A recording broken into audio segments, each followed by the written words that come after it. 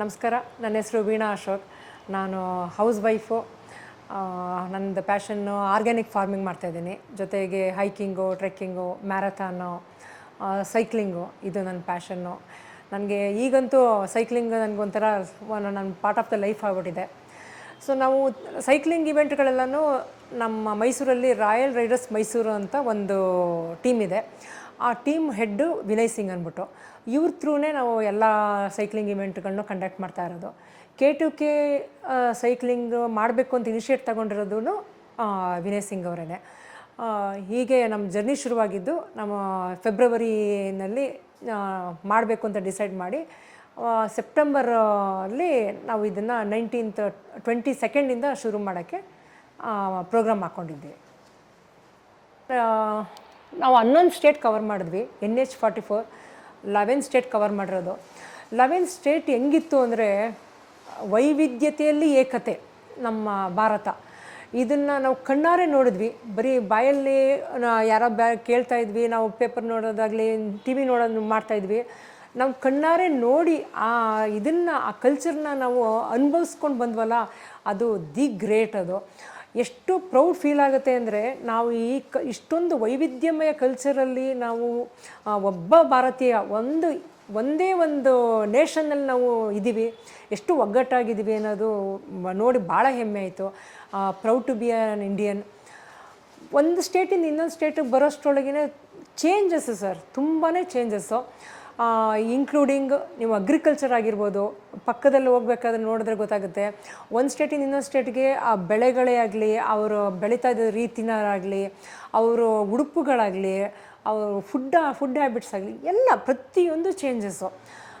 But ಏನೇ changes ಇದ್ರೂ ಒಂದು ಸ್ಟೇಟಿಂದ ಇನ್ನೊಂದು ಸ್ಟೇಟಿಗೆ ಮನ ಎಲ್ಲ ಏನೇ ಚೇಂಜಸ್ ಇದ್ರೂ ಥ್ರೂ ಔಟ್ ಜರ್ನಿ ಪ್ರತಿಯೊಂದು ಸ್ಟೇಟ್ ಅವರೂ ಎಲ್ಲಿ ಯಾರ ಸಿಕ್ಕಿದಾಗ ಒಬ್ಬ ಪರ್ಸನ್ಸ್ಗಳು ಬಂದು ನಿಲ್ಲಿಸಿ, ಎಲ್ಲಿ ಹೋಗ್ತಾ ಇದ್ದೀರಾ, ಏನು ಮಾಡ್ತಾಯಿದ್ದೀರಾ, ನಮ್ಮ ಕಡೆ ನೀನು ಹೆಲ್ಪ್ ಬೇಕಾ, ನೀರು ಬೇಕಾ, ಊಟ ಬೇಕಾ ಅಂತ ಕೇಳಿ ವಿಚಾರಿಸಿ ಬೆಸ್ಟ್ ವಿಷಸ್ ಹೇಳೋರೆ ನಮಗೆ ಜಾಸ್ತಿ ಸಿಕ್ಕಿದ್ದು. ಭಾಳ ಖುಷಿಯಾಯಿತು. 11 ಸ್ಟೇಟ್ ಕವರ್ ಮಾಡಿದ್ದು, ಅದನ್ನು ಅನುಭವಿಸಿದ್ದು ನಮಗೆ ಅದರಂಥ ಅಮೇಝಿಂಗ್ ಥಿಂಗ್ ಇನ್ನೊಂದಿಲ್ಲ ಸರ್. 2016 ಅದೇನಾಯಿತು, ಆ ಪ್ಯಾಷನ್ನು ಯಾವಾಗ ಈ ಥರ ನಮಗೆ ಹಾಬಿ ಈ ಥರ ಕನ್ವರ್ಟ್ ಆಯಿತು, ಇಷ್ಟೊಂದು ಲಾಂಗ್ ಡಿಸ್ಟೆನ್ಸ್ ಮಾಡೋ ಅಷ್ಟು ಕನ್ವರ್ಟ್ ಆಯಿತು ಅಂತಲೇ ಗೊತ್ತಾಗಲಿಲ್ಲ. ವೀಕ್ಲಿ ಒನ್ಸ್ ಅಥವಾ monthly once or twice long distance ಮಾಡ್ತಾಯಿದ್ವಿ. ಅದನ್ನು ಮುಂಚೆ ಲಾಸ್ಟ್ ಇಯರೆಲ್ಲ ಉಮ್ಲಿಂಗ್ಲಾ ಅಂದ್ಬಿಟ್ಟು ನಿಮಗೆಲ್ಲ ಗೊತ್ತಿರಬೇಕು, ವರ್ಲ್ಡಲ್ಲಿ ನಂಬರ್ 1 ಪ್ಲೇಸ್ ಇತ್ತು ಲಾಸ್ಟ್ ಇಯರು, ಮೋಟರಬಲ್ ರೋಡಲ್ಲಿ. ಆ ರೋಡನ್ನು ಮಾಡಿದ್ವಿ, ಲಡಾಖ್ ಟು ಉಮ್ಲಿಂಗ್ಲಾ. ಅದಕ್ಕೂ ಮುಂಚೆ ಮನಾಲಿ ಟು ಕಾರ್ದುಂಗ್ಲಾ ಮಾಡಿದ್ವಿ. ಸೊ ಇದೆಲ್ಲ ಮಾಡಿದಾಗ ನಮ್ಮ ಮೆಂಟರು ವಿನಯ್ ಸಿಂಗ್ ಅಂತ ಇದ್ದಾರೆ. ಅವರಂದರು, ಇಷ್ಟೆಲ್ಲ ಮಾಡ್ತಾಯಿದ್ದೀರಾ, ನೀವೆಲ್ಲ ಪ್ರಾಕ್ಟೀಸ್ ಇದೆ, ನಿಮಗೆ ಇಷ್ಟು ಚೆನ್ನಾಗಿ ಪ್ರಾಕ್ಟೀಸ್ ಇದೆ, ನೀವು ಏನಕ್ಕೆ ನಾವೊಂದು ಈ ಗ್ರೂಪು, ನಮ್ಮದೊಂದು 11 ಜನದ ಗ್ರೂಪ್ ಇದೆ. ಇದು ಆಲ್ಮೋಸ್ಟ್ 4-5 ಇಯರ್ಸಿಂದನೂ ಪ್ರತಿ ವರ್ಷ ಏನಾದರೂ ಒಂದು ಸೈಕ್ಲಿಂಗ್ ಇವೆಂಟ್ ಮಾಡ್ಕೊಂಡೇ ಬರ್ತಾಯಿದ್ದೀವಿ. ಸೊ ಇದೆಲ್ಲ ಮುಗಿದೋಗಿದೆ. ಒಂದು ಕಾಶ್ಮೀರ್ ಟು ಕನ್ಯಾಕುಮಾರಿ ಸೈಕ್ಲಿಂಗ್ ಏನಕ್ಕೆ ಮಾಡಬಾರ್ದು, ಮಾಡೋಣವಾ ನಾವು ಅಂದ್ಬಿಟ್ಟು ಅವರು ಮತ್ತು ಹರೀಶ್ ಅಂತ ಇದ್ದಾರೆ ನಮ್ಮ ಗ್ರೂಪಲ್ಲಿ. ಅವರಿಬ್ಬರು ಮಾತಾಡಿಕೊಂಡು ಇದನ್ನು ಇನಿಷಿಯೇಟ್ ಮಾಡಿದ್ರು, ಮಾಡಬೇಕು ಅಂದ್ಬಿಟ್ಟು. ಫಸ್ಟು ನಾವೆಲ್ಲ ಬೇಡ, ನಮಗೆ ಕಷ್ಟ ಆಗುತ್ತೆ, ಯಾಕೆಂದರೆ 1 ತಿಂಗಳು ಮನೆಯಲ್ಲಿ ಲೀವ್ ಕೇಳಬೇಕು, ಅದು ಮೇಜರು. ಸೊ ಮನೆ ಪರ್ಮಿಷನ್ ತಗೊಂಡು 1 ತಿಂಗಳು ಮನೆ ಬಿಟ್ಟು ಹೋಗೋದು ಕಷ್ಟ ಆಗುತ್ತೆ ಅಂತ. ಆಮೇಲೆ ಅನ್ನಿಸ್ತು ಎಲ್ಲರಿಗೂ ಏಜ್ ಆಗ್ತಾಯಿದೆ, ನಂದು ಈ ವರ್ಷ 50 ಆಯಿತು, 50 ವರ್ಷ ಆಯಿತು. ಸೊ ಏನಕ್ಕೆ 50ನೇ ವರ್ಷದ ಬರ್ಡೇಗೆ ನಮಗೆ ನಾವು ಗಿಫ್ಟ್ ಕೊಡ್ಕೋಬಾರ್ದು, ಈ ಥರ ನಮ್ಮದೊಂದು ಅಚೀವ್ ಮಾಡ್ಬೋದಲ್ಲ ಅಂತ ಅನ್ನಿಸ್ತು. ಆಗನ್ನಿಸ್ದಾಗ ಸೊ ವಿನಯ್ ಸಿಂಗ್ ಅವ್ರು ಹೇಳಿದ್ದಕ್ಕೂ ನಾವು ಅಂದ್ಕೊಂಡಿದ್ದಕ್ಕೂ ಒಂದೇ ಆಯಿತು. ಸರಿ ಮಾಡೋಣ ಸರ್, ಆಯಿತು ಅಂದ್ಬಿಟ್ಟು ಫೆಬ್ರವರಿಲಿ ಅವ್ರು ಇನಿಷಿಯೇಟ್ ಮಾಡಿದ್ರು. ಮಾರ್ಚಿಂದ ನಾವು ಟ್ರೈನಿಂಗ್ ಎಲ್ಲ ಶುರು ಮಾಡಿದ್ವಿ. ಫಸ್ಟು 2-3 ಜನ ಜಾಯ್ನ್ ಆದರು, ಆಮೇಲೆ 4 ಜನ ಆಯಿತು, 5 ಜನ ಆಯಿತು. ಕೊನೆಗೆ ಅದು ಒಂದು ಗ್ರೂಪ್ ಆಫ್ 11 ಮೆಂಬರ್ಸು ಫಾರ್ಮೇಟ್ ಆಯಿತು. 11 ಜನರಲ್ಲಿ ನಮ್ಮ 10 ಜನ ಸೈಕ್ಲಿಸ್ಟು, ವಿನಯ್ ಸಿಂಗ್ ಅವರ ಮೆಂಟರು, ನಮಗೆ ಕೋಚು, ಒಟ್ಟು ಅವ್ರನ್ನೂ ಸೇರಿಸಿ 11 ಜನ ಇದನ್ನು ಡಿಸೈಡ್ ಮಾಡಿಕೊಂಡು ಪ್ರಾಕ್ಟೀಸ್ ಶುರು ಮಾಡಿದ್ವಿ. ನಮಗೆ ಕಾಶ್ಮೀರ್ ಟು ಕನ್ಯಾಕುಮಾರಿ ಹೊಡೆಯೋದಕ್ಕಿಂತನೂ ಪ್ರಾಕ್ಟೀಸ್ ಸೆಷನ್ನೇ ತುಂಬ ಕಷ್ಟ ಆಯಿತು. ಅವರು ಟಾರ್ಗೆಟ್ ಕೊಟ್ಬಿಟ್ಟಿದ್ರು, ಒಂದು ವಾರದಲ್ಲಿ ಇಷ್ಟಿಷ್ಟೇ ಕಿಲೋಮೀಟ್ರ್ ಮಾಡಬೇಕು ಅಂತ. ಮೊದಲನೇ ತಿಂಗಳಲ್ಲಿ 1000 ಕಿಲೋಮೀಟ್ರು ಕಂಪಲ್ಸರಿ ಮಾಡಬೇಕು ಅಂತ ಇತ್ತು, 1 ಮಂತಲ್ಲಿ ಮಾಡಬೇಕು ಅಂತ. ಆಮೇಲೆ 1200 ಕಿಲೋಮೀಟರ್ಸು, 1500 ಕಿಲೋಮೀಟರ್ಸು, ಲಾಸ್ಟ್ ಬರೋಷ್ಟೊಳಗೆ 2000 ಪರ್ ಮಂತಲ್ಲಿ 2000 ಕಿಲೋಮೀಟ್ರು ನಾವು ಪ್ರಾಕ್ಟೀಸ್ ಸೆಷನ್ ಇಟ್ಕೊಂಡಿದ್ವಿ. ಯಾವ ಥರ ಅಂದರೆ ಇಲ್ಲಿಂದ Madikeri, Chamarajanagar, Bandipur, long distance practice ಆಗಬೇಕಿತ್ತಲ್ಲ, ಸೊ ಅದೆಲ್ಲ ಮಾಡಿದ್ವಿ. ಆಮೇಲೆ ಮೈಸೂರು ಟು ಧನುಷ್ಕೋಡಿ ಮಾಡಿದ್ವಿ. ಅದು ಆ್ಯಕ್ಚುಲಿ ಇನ್ನೂ ಕಷ್ಟ ಆಯ್ತು ನಮಗೆ. ಅಯ್ಯೋ ಆ ಟೈಮಲ್ಲಿ ಸಿಕ್ಕಾಪಟ್ಟೆ ಬಿಸಿಲು, ಒಂಥರ ಎಲ್ಲ ಚಾಲೆಂಜಿಂಗು. ಸೊ ಅದೆಲ್ಲ ನಾವು ಆರಾಮಾಗಿ ತೊಗೊಂಡು ಮಾಡಿದ್ವಿ. ಸೊ ಇದನ್ನೇ ಮಾಡಿದ್ಮೇಲೆ ಮಾಡ್ಬೋದು. ಫಸ್ಟ್ ಭಯ ಇತ್ತು. ಕಂಟಿನ್ಯೂಸ್ ಆಗಿ 22 ಡೇಸು 23 ಡೇಸ್ ನಾವು ಕೂರೋಕ್ಕಾಗತ್ತಾ ಬೈಕ್ ಮೇಲೆ, ಸ್ಯಾಡಲ್ ಮೇಲೆ ಕೂರೋಕ್ಕಾಗತ್ತಾ ಅಂತ.